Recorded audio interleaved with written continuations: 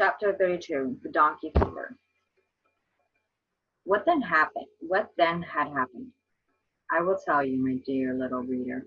The surprise which awaited Pinocchio on waking was this. He reached up to scratch his head and found.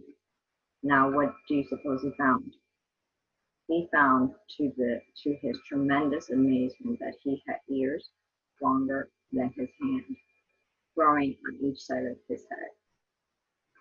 You will remember that when he was born, he had such tiny ears nobody could see them.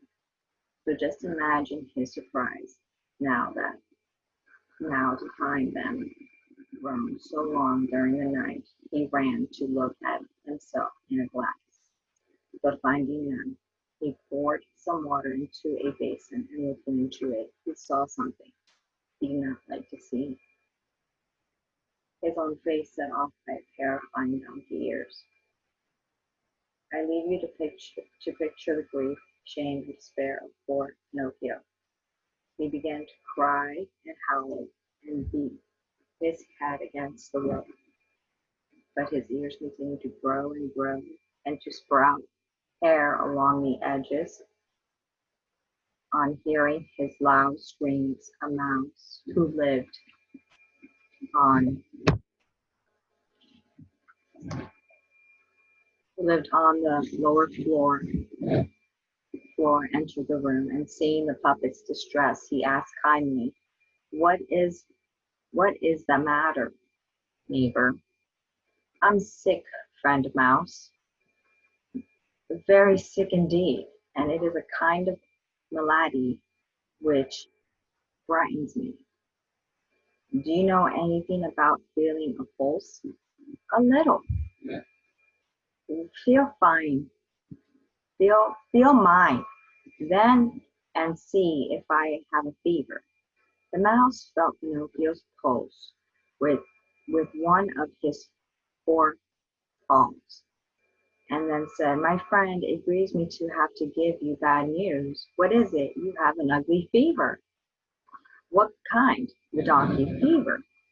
I don't know what kind that is, replied the puppet, who knew only too well.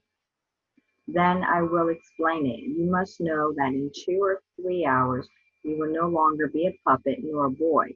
You will turn into a donkey, just like those others that pulled the carriage when you came here.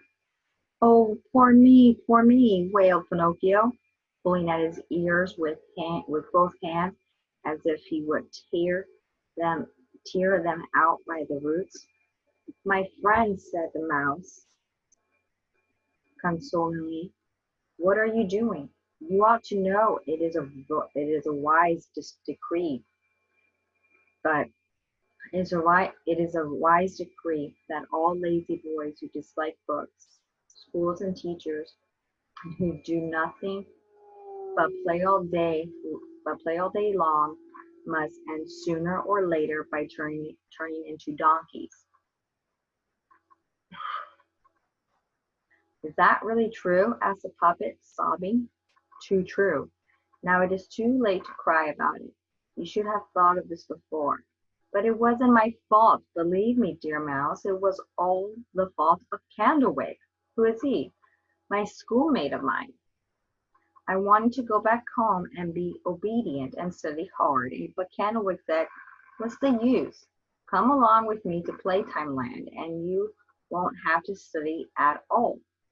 For there we shall have a good time and play around her from morning till night. And why did you follow the advice of your false friend? Why? Why, because my friend Mouse, I haven't a grain of sense. Oh, if I had only stayed with the fairy who loved me and did so much for me, by this time I should be a real boy.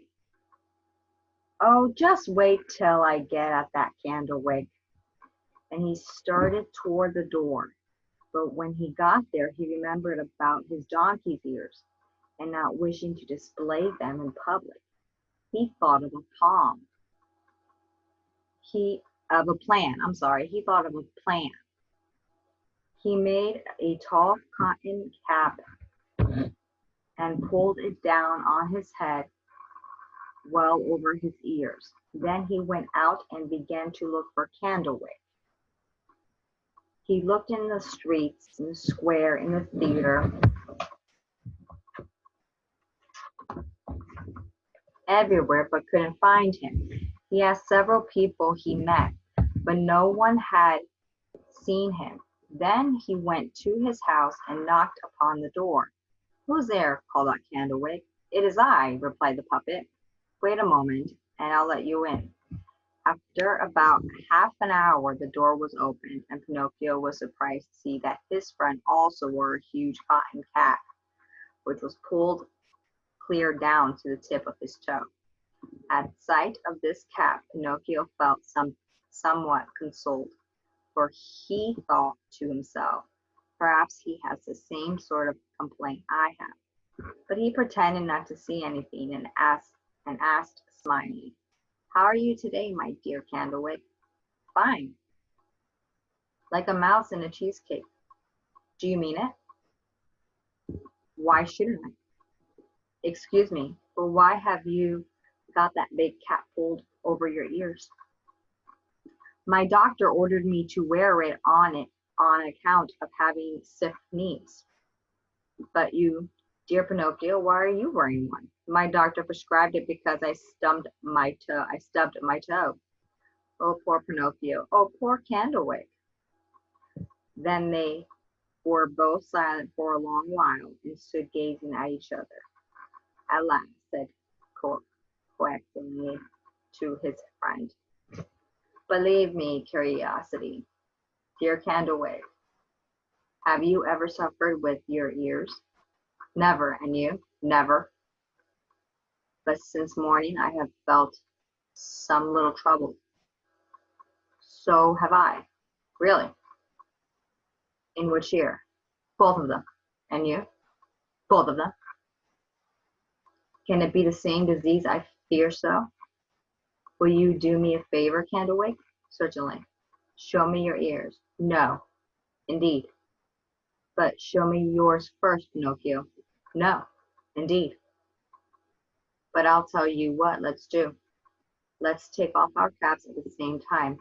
"All right. 1, 2, 3." And at the 3, both took off their caps and threw them away. And then something took place which would seem beyond belief if it weren't true.